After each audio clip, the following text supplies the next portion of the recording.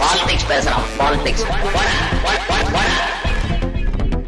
நீயா நானாவுடைய ஒரு பழைய கிளிப்பு நேற்றைக்கு கண்ணில் பட்டுச்சுன்னா அந்த ஃபுல் எபிசோடை பொழுதுபோகாம உட்காந்து ஒரு ரீவாட்சுக்கு போட்டேன். அதாவது 2011 சீசன் 11 எபிசோடு 24 நினைக்கிறேன். லோக்பால் பில், அந்த ஜன் லோக்பால் வேண்டும் என்று ராம்லீலா மைதானத்தில் அண்ணா ஆசாரே மற்றும் குழுவினர் நடத்தி கொண்டிருந்த அந்த போராட்டத்தின் போது உண்ணாவிரத நாடகம் அது அப்ப நாடகம் இல்லை, அப்போ உணர்வெழுச்சியாக. இன்ஃபேக்ட் சொல்ல போனா அந்த ப்ரோக்ராமை முழுசா பாத்தீங்கன்னா கோபியே அவங்க சைடு எடுத்து பேசுற மாதிரி தான் இருக்கும். இதை விட கொடுமை என்னன்னா, அந்த தரப்புக்கு 2 கெஸ்ட் கூப்பிடுவாங்கல்ல. அண்ணா ஆசாரி ஆதரவு தரப்புல இருந்து ஒரு ஆளு, எதிர்த்தரப்புக்கு ஒரு கெஸ்ட் கூப்பிடணும்னு கூப்பிட்டு இருந்தது அப்போதைய கம்யூனிஸ்ட் கட்சியுடைய மாநில தலைவராக இருந்த ஜி ராமகிருஷ்ணன். அவருமே இவ்வளவு மக்களை வர வைத்திருக்கிறார்கள், இளைஞர்களை ரோட்டுக்கு போராட்டத்துக்கு இறங்காத ஒரு தரப்பினரை தான் வர வைத்திருக்காங்கன்னு நம்ம அதை பாராட்டணும், ஆதரிக்கணுங்கிற ரேஞ்சில் தான் அவர் பேசி முடிஞ்சு 5 நிமிஷம், கடைசியில 5 நிமிஷம் கூட 2 நிமிஷம் பேசிட்டு அவரு விட்டார். இந்த லெவல்ல அன்றைக்கு கட்டமைக்கப்பட்டிருந்த அந்த ஊழல் எதிர்ப்பு நாடகத்தை முன்வைத்து ஒரு நியானானா, அந்த நியானாவை இன்னைக்கு திரும்பி பார்த்தா அதில் அண்ணா ஹசாரேவை ஆதரித்த அந்த தரப்பினர் இருக்காங்கல்ல, அவங்க இன்றைக்கும் தமிழ்நாட்டில் மெஜாரிட்டி பாஜகவிலும் பாஜகவுடைய கிளை நிறுவனங்களாக இருக்கக்கூடிய அந்தனப்போர் இயக்கம் இது மாதிரியான என்ஜிஓக்களிலும் முழுமையாக செட்டில் ஆகி இன்னைக்கு அன்றைக்கு அவர்கள் எதையெல்லாம் எதிர்த்து ஊழலை ஒழித்தே ஆக வேண்டும்னு 10-15 வருடத்துக்கு முன்பு கத்துனாங்களோ, இன்னைக்கு அந்த ஊழலுடைய ஊற்றுக்கண்ணிலே உட்கார்ந்து அழகா செட்டில் ஆயிருக்காங்க அப்படிங்கிறதா இன்னைக்கு பார்க்க முடியும். அன்றைக்கும் இதையெல்லாம் எதிர்த்து பேசுவதற்கு ஒரு தரப்பு இருந்திருக்கிறது, ஆனால் மக்களுக்கு தான் அந்த தரப்பு பேசியது புரியவில்லை அப்படிங்கிறது இன்னைக்கு திரும்ப பார்க்கும்போது தெரிய வரக்கூடிய விஷயம். இவர்கள் முக்கி அணத்திய அந்த லோக்பால் என்ன ஆனது, 10 ஆண்டு கால பாஜக ஆட்சியில் ஊழல் எப்படி சட்டபூர்வமாக்கப்பட்டு குஜ்ஜு கார்பரேட்டுகள் உலக பணக்காரர்களாக மாறி இருக்கிறார்கள், இதெல்லாம் திரும்பி பார்த்தா எவ்வளவு அற்புதமா நமக்கெல்லாம் இந்தியா முழுக்க அவர்கள் விபூதி அடித்திருக்கிறார்கள் அப்படிங்கிறது புரியுது. மீண்டும் இந்த கிழவனையே வைத்து இன்னொரு நாடகத்தை ஆட முடியாது. ஆனால் இதே கும்பலால் புதிய ஒரு நடிகனை, புதிய ஒரு நாடகத்தை நடத்தினாலும் அதற்கு ஏமாறுவதற்கு இந்த மக்கள் தயாராகத்தான் இருக்கிறார்கள். களம் இன்றைக்கும் அப்படித்தான் இருக்கு. இதுல நுட்பமா பார்க்க வேண்டிய விஷயம் என்னன்னா, இதில் இருப்பவர்களை பாஜக திரட்டவில்லை. பாஜக ஆட்சிக்கு வர வேண்டும் என்று உழைக்கக்கூடிய பல்வேறு சங்கி கிளைகள் மேல்மட்டத்திலிருந்து திட்டமிட்டு ஒருங்கிணைக்கும். பிரசாந்த் பூஷனை வர வைப்பதற்கு யாரால் முடியுமோ அவர் அதற்குள்ள ஒர்க் பண்றார். கிரண் பேடியை, மேதா பட்கரை, நீங்க எதிர்பார்க்காத பல்வேறு தரப்பில் இருக்கக்கூடிய நபர்களை எல்லாம் அன்றைக்கு அண்ணா ஹசாரே என்கிற நபரை அவர் என்ன பண்ணியிருக்காருன்னா, அவர் ஒரு கிராமத்தை வச்சிருக்காரு, அந்த கிராமத்தை ஒரு மாடல் கிராமமா மாத்திருக்காரு. அதை வைத்து உங்களை மண்டைய கழுவுல. அவருக்கு பின்னால் பெரிய அளவில் காந்தி படத்தை வைத்தார்கள். அன்றைக்கு காந்தி, இன்றைக்கு இவர். காந்தியின் மறு உருவமாக இவர் இருக்கிறார். இதோ இவருக்கு இருக்கு எளிமையை பாருங்கள். இவருக்கு என்ன இருக்கு? உப்மாவை தின்னுட்டு அவரு பாட்டுக்கு படுத்திருக்கிறப்பார். இவருக்கு சொத்தா சுகமா, புள்ளையா குட்டியா? இந்த கதைகளுக்கு பின்னால காந்தி என்கிற உருவத்தை வைத்து இதை திட்டமிட்டு நடத்தியிருக்காங்க. அப்போ இவர்களுடைய திருட்டுத்தனம் தெரிந்தோ தெரியாமலோ எத்தனையோ பேர், இங்க இருக்கக்கூடிய விஜய் முதற்கொண்டு அங்க போய் உரை நிகழ்த்திட்டு வர்ற அளவுக்கு அவர்களால் இவர்களை திரட்ட முடிந்திருக்கிறது. அப்போதே கம்யூனிஸ்டுகளில் ஒரு தரப்பு, திராவிட இயக்கத்தினர் ஒரு தரப்பு, சங்கி எதிர்ப்பு தரப்புகள்லாம் திட்டம் புரிந்து எதிர்த்து. இன்னும் சொல்ல போனால் ராமசுப்ரமணியம் அவர் எதிர்த்தரப்புல உட்கார்ந்து அவர் என்ன ஆங்கிள் எடுத்துக்கிறாருன்னா, சிஸ்டத்துக்குன்னு ஒரு வேலை இருக்குங்க. ஒரு அரசாங்க ஆபீசர், சென்ட்ரல் கவர்மெண்ட் அரசாங்க ஆபீசருடைய பாயிண்ட் ஆஃப் வியூல இருந்து இது ஜனநாயக விரோதமானதுன்னு அவரு பேசுறாரு. நம்ம எதிர்பார்க்காத தரப்பு அதுதான். இப்படி எதிர்த்திருக்கின்றன. முத்துகிருஷ்ணன் அன்றைக்கே இதை கடுமையாக எதிர்த்திருக்காரு. நவதாராளமயமாக்கப்பட்ட ஒரு நாட்டுல ஊழலுடைய கனிகளை மட்டும் வெட்டுவேன்னு சொல்லுவது ஒரு முட்டாள்தனமானது. இதை பின்னிருந்து இயக்குவதே கார்பரேட்டுகள் தான் அன்றைக்கே உடைச்சு சொல்லியிருக்கார். கார்பரேட்டுகள் என்கிற பெயரை சொன்னதும், ஜன்லோக்பாலில் கார்பரேட்டுகளையும் என்ஜிஓக்களையும் உள்ளே கொண்டு வர வேண்டும் சொன்னதும், எதிர்த்தரப்பில் இருக்கக்கூடிய ஆட்கள் என்ஜிஓ ஏன் வரலைன்னு புரிந்த ஆட்கள் கதறுகிறார்கள். எல்லாம் பார்ப்பதற்கு ரொம்ப சுவாரஸ்யமா இருக்கு. இதுக்கெல்லாம் பின்னாடி பாஜக விவேகானந்தரை வைக்கல, காந்தியை வைக்கிறார்கள். அது புரிந்தும் அது தெரிந்தும் பத்ரி சேஷாத்ரி போன்றவர்கள் கமுக்கமாக காந்தி வைத்தா என்ன, நமக்கு வேலை நடந்தா சரி. குருமூர்த்தி சொன்னா பாத்தீங்களா, சாக்கடையா இருந்தாலும் பரவாயில்ல, எடுத்து ஊத்தி நம்ம வேலையை முடிப்போம். அந்த மாதிரி அவர்கள் ஒர்க் பண்ணியிருக்காங்க. இந்தியா எகைன்ஸ்ட் கரப்ஷன் என்கிற பெயரில் காங்கிரஸை வீழ்த்துவதற்கு எந்த குற்றங்குறையும் புதிதாக சொல்ல முடியாத, எந்த ஒரு பேகேஜும் இல்லாத ஒரு புதிய அமைப்பை கட்டமைக்கிறார்கள், கம்பெனியை உருவாக்குகிறார்கள், அதன் கீழ் திரட்டுகிறார்கள். இந்த மாதிரியான ஊடக விவாதங்களில் உட்காரும் போது இவங்களை எல்லாம் ஃப்ராடுன்னு எதிர்த்தரப்பில் இருப்பவர்கள் பழந்தின்னு கொட்டை போட்ட அரசியல் விஷயம் தெரிஞ்சவங்களா இருந்தாலும் இந்த புதுசா ஆரம்பிச்சிருக்க கம்பெனி மேல என்ன குற்றத்தை சொல்ல முடியும்? இந்த மாதிரியான ஒரு சூழ்நிலையை உருவாக்கி பாஜக இதை நடத்தல. பாஜகங்கிற பேரே இந்த ஒட்டுமொத்த 6 மணி நேரம் இந்த விவாதம் நடந்ததா கோபி சொல்லுகிறார். 1.5 மணி நேரம் வந்து அது பதிவு செய்யப்பட்டு வெளியிடப்பட்டிருக்கிறது. பாஜக என்கிற பெயரே அதுக்குள்ள வரலைங்க. எவ்வளவு திட்டமிட்டு அழகாக இந்த காய் நகர்த்தலை செய்திருக்கிறார்கள். அப்புறம் இதுதான் ஆம் ஆத்மியாக உருவெடுக்கிறது. ஆம் ஆத்மி என்பது காங்கிரஸை அகற்ற பயன்படக்கூடிய ஒரு கருவி. அது அகற்றியதும் அந்த வேலை முடிந்ததும் அந்த மண்வெட்டியை தூக்கி ஓரமா போட்டுட்டு அதை வெகு அழகாக பாஜக ரீப்ளேஸ் பண்ணியது. இன்னைக்கு டெல்லியில யார் ஆட்சியில உட்கார்ந்துட்டு இருக்காங்க. இப்ப இதை சொல்வதால் நாம வந்து காங்கிரஸை எப்பாடுபட்டேனும் காக்க முயல வேண்டும் என்கிறத சொல்லவில்லை. அது அல்ல அதனுடைய நோக்கம். காங்கிரசுக்கு இந்த 15 ஆண்டுகள் பாஜக ஆள்கிறது என்றால் இப்படியான பிளான் பி ஏதாவது இருக்கிறதா? இந்தியா அகைன்ஸ்ட் கரப்ஷன் என்பது என்ன? அந்த அமைப்பு அரசியல் ரீதியாக எந்த பலனையும் எதிர்பார்க்காமல் உருவானது, செயல்பட்டதுங்கிறத நம்ப வைத்துட்டு அதனுடைய பலன்கள் மொத்தத்தையும் காங்கிரஸுக்கு நேர் எதிரில் இருக்கக்கூடிய பாஜக அரசியல் ரீதியாக ஓட்டரசியல் அறுவடை செய்கிறது. இப்படி ஒரு திட்டம் காங்கிரஸுக்கு இருக்கிறதா? இதை பாஜக மேலிருந்து கீழ் வரைக்கும் இயக்கியதா சொல்ல. பாஜக ஆட்சிக்கு வர வேண்டும் என்று விரும்பிய பல்வேறு கிளைகள் ஒரு அழகா ஒரு தன்னியல்பா ஒன்றை செய்து இந்த மாதிரியான ஒரு சிஸ்டம் எதிர்த்தரப்புக்கு இருக்கிறதா? இருக்கத்தான் ஊடகங்கள் விட்டு விடுமா? ஆனா அதுக்கான வாய்ப்புகளை மோடி அரசு கொடுத்துக்கிட்டே தான் வராங்க. ரஃபேல் டீல்ல இருந்து பாத்தீங்கன்னா எவ்வளவோ விஷயங்களை மோடி அரசு வந்து பண்ணிட்டு தான் இருக்கு. இன்னைக்கு கூட பாத்தீங்கன்னா நரவணை எழுதின புத்தகத்துல மோடி வந்து ஒரு கையாளாதவர் அப்படிங்கிறத அவர் எழுதி வச்சிருக்காரு. இந்த வாய்ப்பும் கொடுத்துருக்கு காலம். இதை வச்சு வட இந்திய இளைஞர்கள் மத்தியில் வந்து ஒரு பெரிய அளவிலான ஒரு விஷயத்தை கிளப்பலாம். அவர் மீதான பிம்பத்தை தகர்க்கலாம். எந்த வேலையிலுமே அதாவது நேரடி அரசியல் கூட இவங்க வந்து இன்னும் பண்ண தயாராக இல்லையே. பார்லிமெண்ட்ல மட்டும்தான் நான் வந்து கம்பு சுத்துவேன்னா ரோட்ல வந்து செய்யணும் இந்த வேலையை.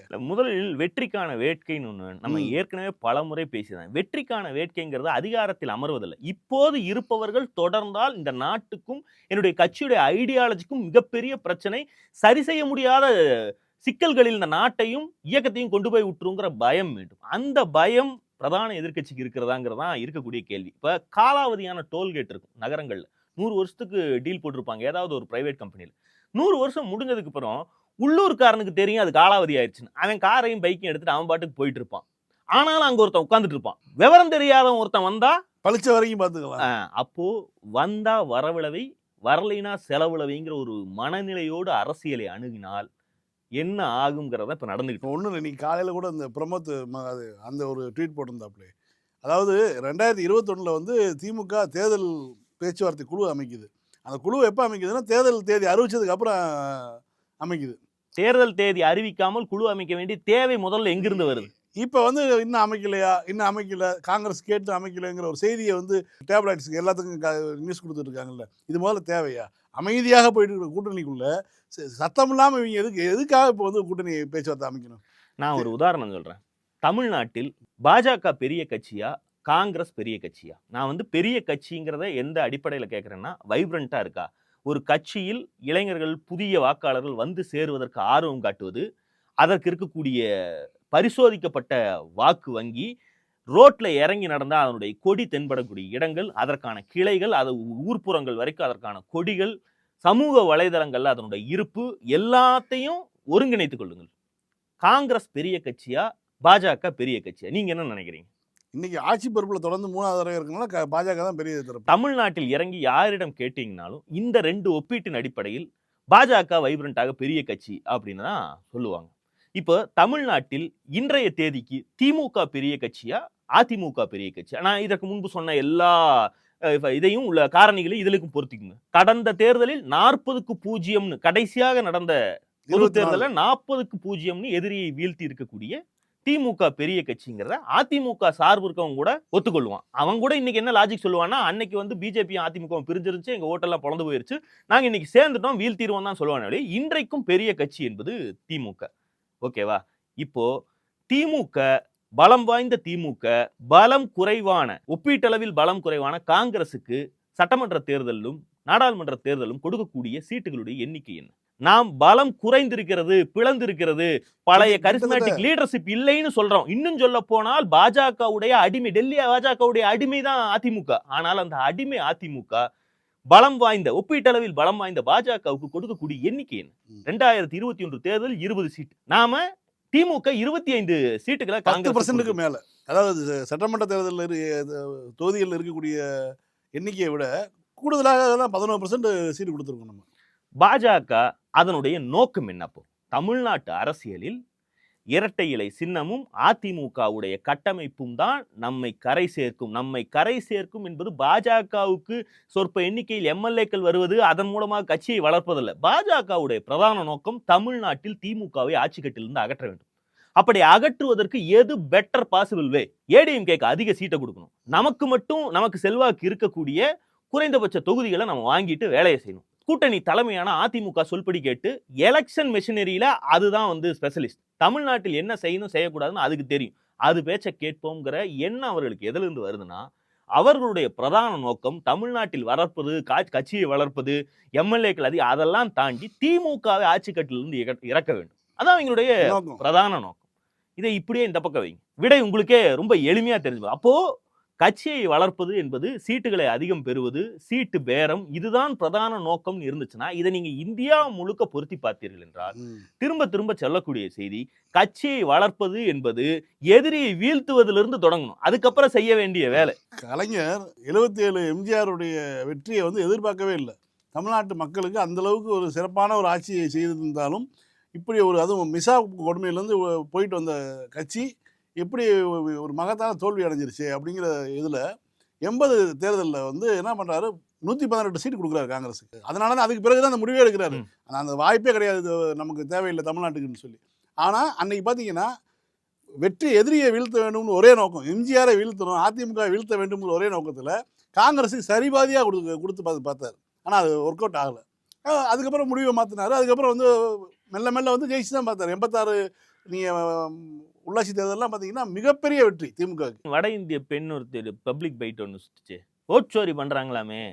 அப்படின்னா ஓட்சோரி பண்ணா என்ன? பிஜேபி ஜெயிக்கணும்னா என்ன வேணாலும் பண்ணட்டும் அப்படின்னா அது நீங்க விளையாட்டா பாக்குறது இல்லை, அவருடைய மனநிலை அது. நீங்க இதே தமிழ்நாட்டில் பாஜகவை வீழ்த்துவதற்கு பிராடு பண்ணலாமான்னு கேட்டா, அந்த சனியன்களை விரட்டுறதுக்கு என்னவாவது பண்ணுங்கன்னு சொல்லுவதற்கு தயாரான பாமரர்கள் இருக்கத்தான் செய்வார்கள். இந்த எண்ணம் அங்கே இருக்கிறது. இந்த எண்ணத்தை போக்க வேண்டும் என்றால் உங்கள் மீது நம்பிக்கை வர வேண்டும். அந்த நம்பிக்கையை வளர்ப்பதற்கு நீங்கள் என்ன செய்வீர்கள்?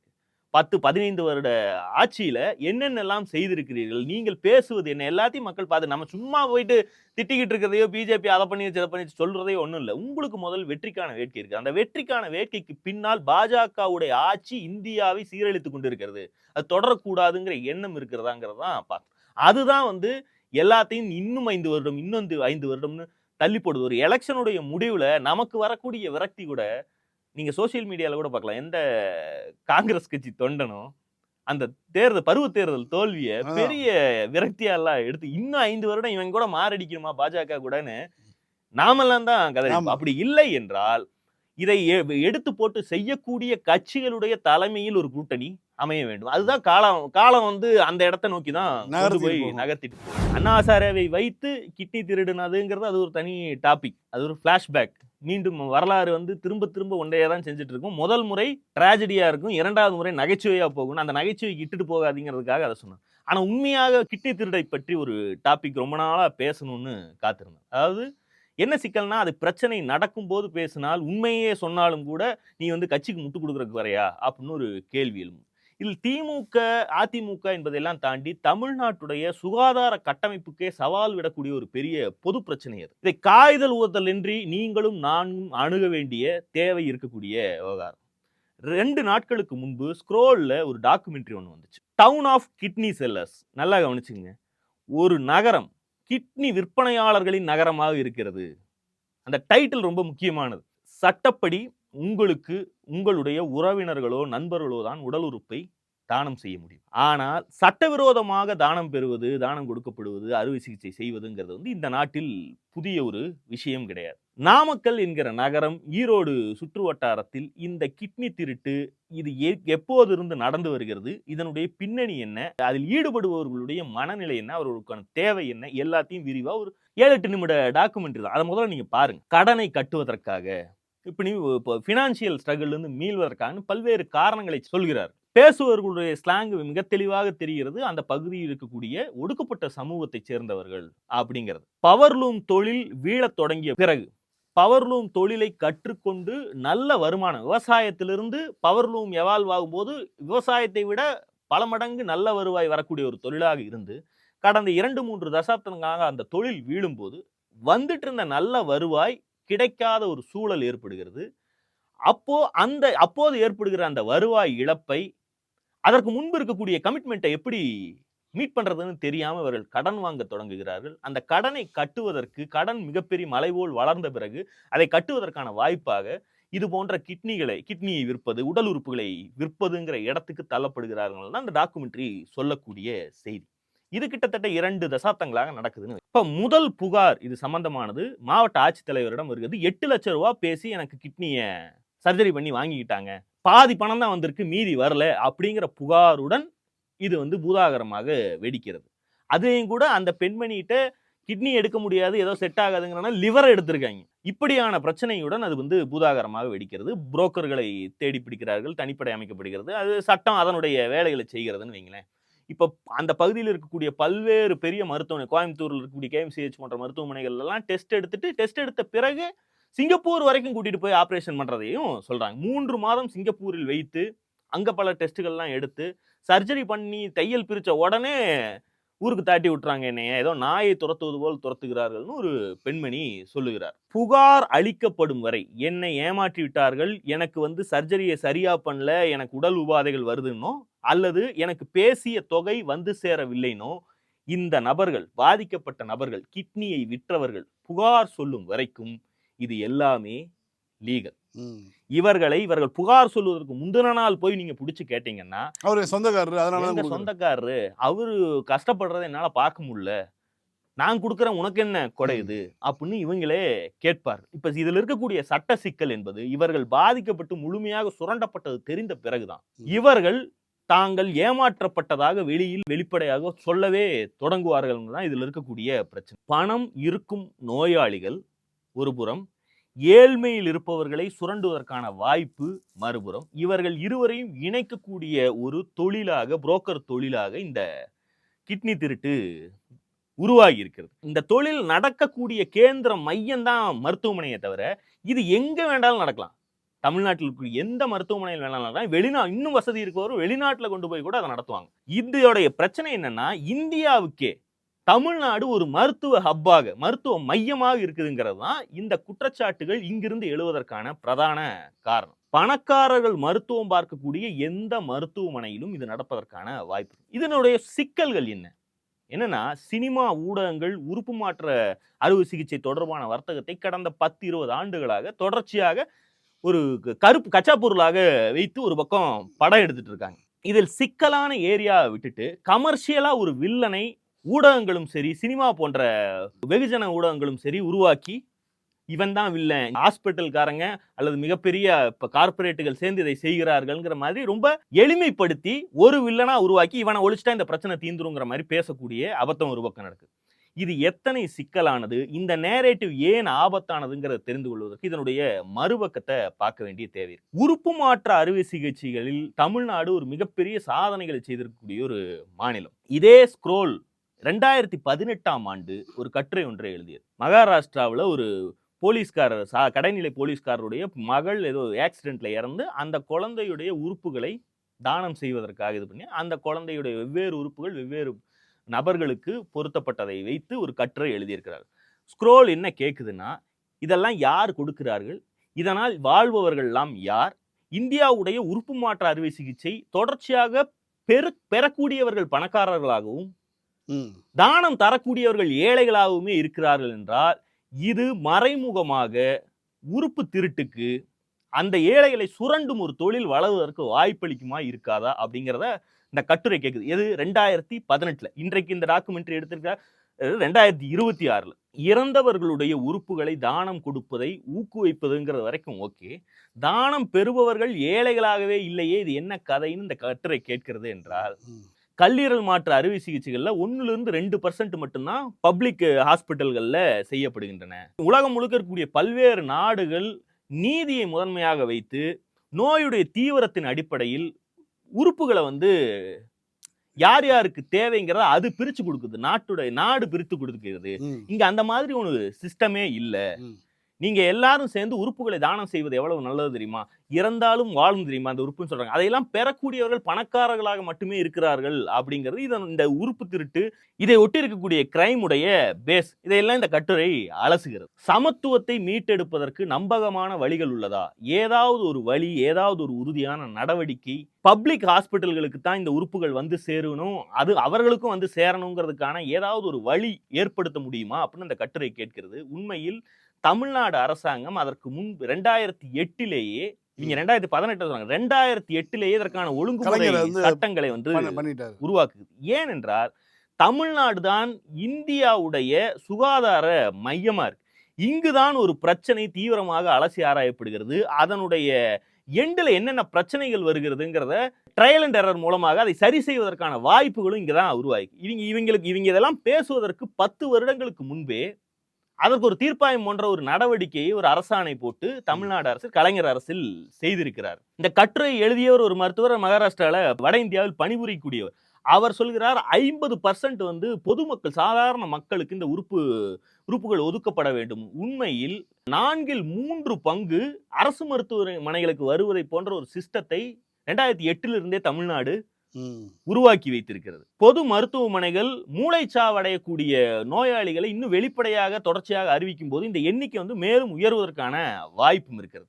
அரசு மருத்துவமனையிலேயே உறுப்பு தானம் செய்யப்பட்டால் அந்த உறுப்புகள் அனைத்தும் அரசு மருத்துவமனையுடைய காத்திருப்போர் பட்டியலில் உள்ள முதல் நபருக்கு செல்லுங்கிறது அதனுடைய மெத்தட். தனியார் மருத்துவமனையில் உறுப்பு தானம் செய்யப்பட்டால் அது பொது காத்திருப்போர் பட்டியல். அந்த பொது காத்திருப்போர் பட்டியல் அரசு தனியார் இரண்டையும் இணைத்து ஒரு சீனியாரிட்டி லிஸ்ட், அந்த லிஸ்ட்ல போகும். அது பொதுவுக்கும் போகும், அரசுக்கும் போகும். இப்படியான ஒரு சிஸ்டத்தை தமிழ்நாடு அரசு செய்து வைத்திருக்கிறது. இதனாலதான் வந்து தமிழ்நாட்டு சென்னையில் இருக்கக்கூடிய எம்எம்சி ஆகட்டும், ஸ்டான்லி ஆகட்டும், பிற அரசு மருத்துவமனைகள்ல அவர்கள் தனியார் மருத்துவமனைகளுக்கு அவர்கள் கொடுப்பதை விட அவர்கள் பெறக்கூடிய உறுப்புகளுடைய எண்ணிக்கை வந்து அதிகமா இருக்கு. சில ஆண்டுகளுக்கு முன்பு தான் ராஜீவ்காந்தி மருத்துவமனையில் 1000வது உறுப்பு மாற்று ஒரு அரசு மருத்துவமனையில் 1000 உறுப்பு மாற்று அறுவை சிகிச்சைங்கிறதெல்லாம் மிகப்பெரிய சாதனை. இதுல இருந்தெல்லாம் நமக்கு சில டேட்டாக்கள் இருக்கு. அதாவது மனைவி பிரெட் வின்னரான கணவருக்கு கொடுப்பதுங்கிறதுனா அது ஜாஸ்தியா இருக்கு. அதுவே மனைவிக்கு பிரச்சனை இருந்து உறுப்புகளை கணவர் கொடுப்பனா அது அரிதாக தான் நடக்குது. இந்த மாதிரியான பிரச்சனை இருக்கும்போது மூளை செயலிழந்த இறந்த மனிதர்களிடமிருந்து எடுப்பதுங்கிறது வந்து அதுல பாலின சமத்துவம் பேணப்படும். இப்படி பல ஏரியாக்கள் இருக்கு. இந்த சிஸ்டம் மிகச்சிறப்பாக 2008 இருந்து சென்று கொண்டிருந்தது. அதற்கு காரணமான ஜியோவுடைய பேர் ஜிஓஎம்எஸ் நம்பர் 175 டேட்டட் 6/6/2008. அது சொல்லக்கூடிய விஷயம், நன்கொடையாளர் அல்லது பெறுநராக இருப்பவர் சமர்ப்பிக்க வேண்டிய ஆவணங்களுடைய விஷயத்தில் புகைப்படத்துடன் கூடிய வசிப்பிடச் சான்று உள்ளூர் வருவாய்த்துறை அதிகாரிகளால் முறையாக சான்றளிக்கப்பட்டு சமர்ப்பிக்கப்பட வேண்டும். டோனருடைய விவரங்கள் இப்படி சமர்ப்பிக்கப்பட வேண்டும். இதுவே சிறுவர்களாக இருந்தால் அதற்கு பெற்றோர் அல்லது பாதுகாவலர் மீது குற்றவியல் வழக்குகள் பதிவு செய்யப்பட வேண்டும் அப்படின்னு அது சொல்லுது. சந்தேகத்திற்கிடமான வழக்குகளை மேலதிக விசாரணைக்காக காவல்துறை அல்லது வருவாய்த்துறைக்கு அனுப்பவும் அங்கீகார குழுவுக்கு அனுமதி உண்டு. டோனர் யாரு, அவர் கொடுக்கலாமா என்பதை முடிவு செய்வதற்கான ஒரு அங்கீகார குழுவை தமிழ்நாடு அரசு உருவாக்குகிறது. சில டோனர்கள் மற்றும் பெறுநர்கள் அங்கீகார குழுவின் முன் அளித்த முந்தைய வாக்குமூலங்களுக்கு முரணாக செயல்படுவதை கருத்தில் கொண்டு அங்கீகார குழுவின் அனைத்து அமர்வுகளும் வீடியோ பதிவு செய்யப்படும் அப்படிங்கிறதும் அந்த ஜிஓவில் இருக்கு. இந்த ஜிஓ கலைஞர் காலத்தில் கொண்டு வரப்பட்டது.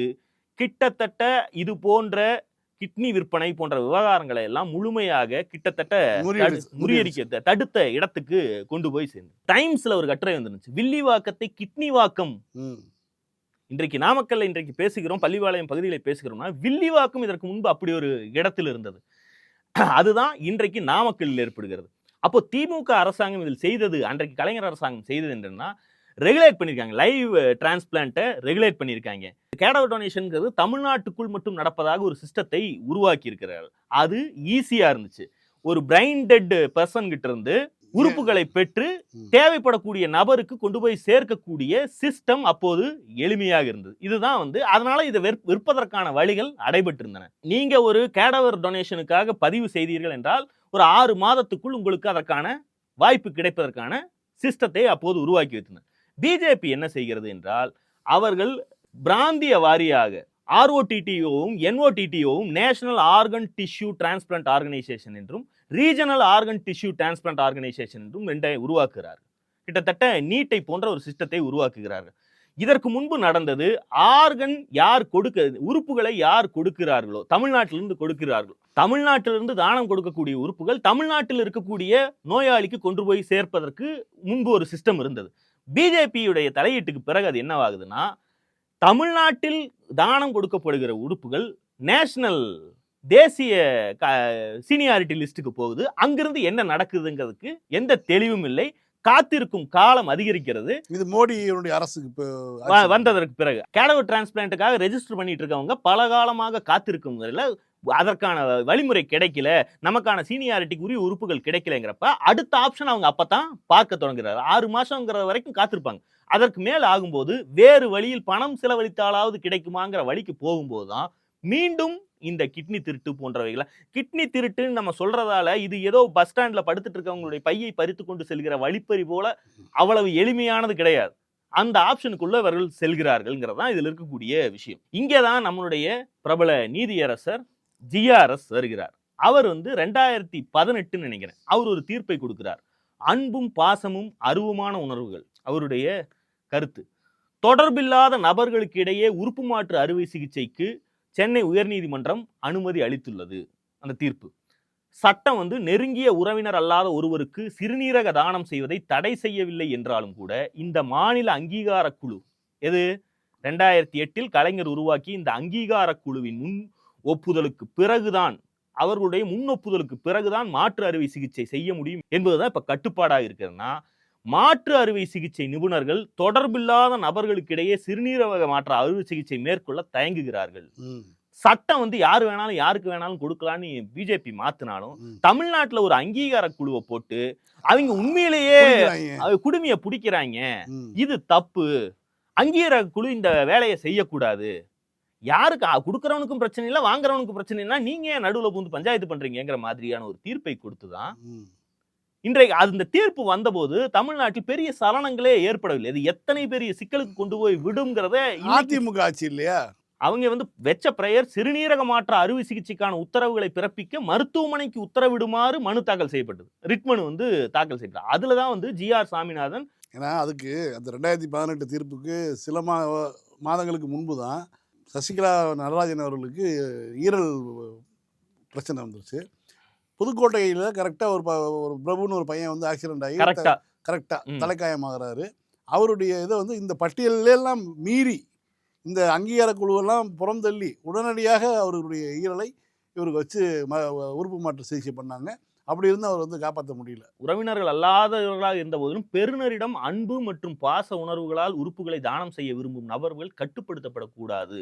அதாவது ரத்தம் கொடுக்கலாங்க, சொந்தக்காரனா இல்லாத பழக்க வளத்துக்காக அல்லது அன்புக்காக கிட்னியவோ ஈரலையோ கொடுப்பான அவனும் தெரியாதவன். வணிக ரீதியான பரிவர்த்தனை அல்லது வேறு எந்த நிதி நோக்கமும் உங்களால் கண்டுபிடிக்கப்பட முடியவில்லை என்றால் இந்த அங்கீகார குழு இந்த விண்ணப்பங்களை அங்கீகரித்து தகுதியின் அடிப்படையில் முடிவு செய்யணும் அப்படின்னு ஒரு உத்தரவை கொடுக்கிறார். அப்ப 8 லட்சம் ரூபாய் 4 லட்சம் ரூபாய் வந்திருக்குன்னா பஞ்சாயத்து வரும். அப்பதான் வெளியே மேட்ரு வரும். படிவம் 4 அந்த அங்கீகார குழுவுடைய ஆணை இருக்குல்ல, அதுல 4 இடம்பெற்றுள்ள இன்ஃபார்ம்டு கன்சென்ட் அறிவிக்கப்பட்ட ஒப்புதல் என்கிற சொற்றொடல் தானம் செய்பவருடைய செயலால் ஏற்படக்கூடிய விளைவுகள் குறித்து மருத்துவர் அவருக்கு எச்சரிக்கை விடுத்து மேற்கூறிய அம்சங்கள் குறித்து திருப்தி அடைந்துள்ளார் என்பதை மட்டும்தான் குறிக்கிறது. அதற்கு மேல் அதை எப்பாற்பட்ட எதற்கும் நீட்டிக்கப்படக்கூடாதுன்னு நீதிமன்றம் அன்றைக்கு தீர்ப்பளித்தது. இது கிட்டத்தட்ட இந்த தீர்ப்பு கிட்னி திருட்டு அல்லது உறுப்பு மாற்ற திருட்டுகளுக்காக வைக்கப்பட்டிருந்த எல்லா சேஃப்கார்டுகளையும், தமிழ்நாடு அரசுடைய 2008 அரசாணை வைத்திருந்த எல்லா சேஃப்கார்டுகளையும் 10 ஆண்டுகள்ல உடைத்து விட்டு. அதாவது ஷார்ட்டா சொல்லணும்னா 2008 ரூல்ஸ் இருக்கம் இல்ல. 2008க்கு முன்பு தளர்வாக இருந்த சட்டங்கள் கிட்னி திருட்டு நடப்பதற்கான வாய்ப்புகள் இருந்தது. அதனால் கிட்னி திருட்டு நடந்து வருகிறது. இந்த பிரச்சனையை கண்டுபிடித்து அதற்கு தீர்வாக அங்கீகார குழுவை உருவாக்கிய பிறகு இந்த பிரச்சனை படிப்படியாக குறைந்து கிட்டத்தட்ட இல்லாமலேயே ஆகிவிட்டது. பிஜேபி இந்த விவகாரத்தில், உறுப்பு மாற்றம் விவகாரத்தில் ஒரு நாடு தழுவிய அளவில் ஒரு முடிவை எடுத்த பிறகு அது மீண்டும் தலை தூக்குகிறது. காத்திருப்பவருடைய ஃப்ரஸ்ட்ரேஷனுக்கு விலை கொடுப்பதற்கு அவர்கள் தயாராக இருந்தால் நாடு முழுக்க இருக்கக்கூடிய சீனியாரிட்டி லிஸ்டிலிருந்து எடுப்பதற்கான வாய்ப்புகள் உருவாக்கப்படுகிறது. மீண்டும் கிட்னி திருட்டு சம்பவங்கள் தொடங்குகின்றது. அதாவது இது ஒரு வெல் ஆயில்டு மிஷினரின்னு வைங்களேன். அரசாங்கங்களுடைய நோக்கம் என்னன்னு தமிழ்நாடு அரசாங்கம் 2008 தீர்ப்பாகட்டும் இப்ப வரைக்கும் ஆகட்டும் அதுல என்ன செயல்பட்டு கொண்டு இருக்கிறது, பாஜக அரசாங்கம் அதற்கு முன்பு இந்த காங்கிரஸ் அரசாங்கம் என்ன செய்து கொண்டிருக்கிறது, அவர்களுடைய நோக்கம் என்னன்னு பார்க்கணும். அதை தாண்டி மருத்துவத்துறையில் இவ்வளவு முன்னேறி இருக்கக்கூடிய ஒரு மாநிலமான தமிழ்நாட்டில் எவ்வளவு மருத்துவ சாதனைகள் நடக்கிறதோ அந்த அளவுக்கு முறைகேடுகள் நடப்பதற்கான வாய்ப்புகளும் இங்கே அதிகமாக இருக்குங்கிற அடிப்படையும் புரிந்து கொள்ள வேண்டியது. எனவேதான் தமிழ்நாடு அரசாங்கம் அதை தடுப்பதற்கான வழிவகைகளை தேடும். அடைக்கப்பட்ட வழிவகைகளை திறந்து விட்டது யார்? திறந்து விட்டதன் மூலமாக நடக்கக்கூடிய குற்றங்களுக்கு வேற விட்டுட்டு கனிகளை மட்டுமே குறிபார்த்து கொண்டா என்னைக்குமே பிரச்சனையுடைய சிக்கல்களை தீர்க்கவே முடியாதுங்கிறது. யாரோ தூங்கிக் கொண்டிருப்பவர்களுடைய கிட்னியை உருவி சொல்லுவதாக இந்த பிரச்சனையை அணுகுவது என்பது என்றைக்குமே தீர்வை தராதுங்கிறதான் நாம் புரிந்து கொள்ள வேண்டிய விஷயம். மீண்டும் சந்திப்போம். லைக் பண்ணுங்க, ஷேர் பண்ணுங்க, சப்ஸ்கிரைப் பண்ணுங்க, கமெண்ட் பண்ணுங்க. பாலிடிக்ஸ் பேசுறோம். பாலிடிக்ஸ்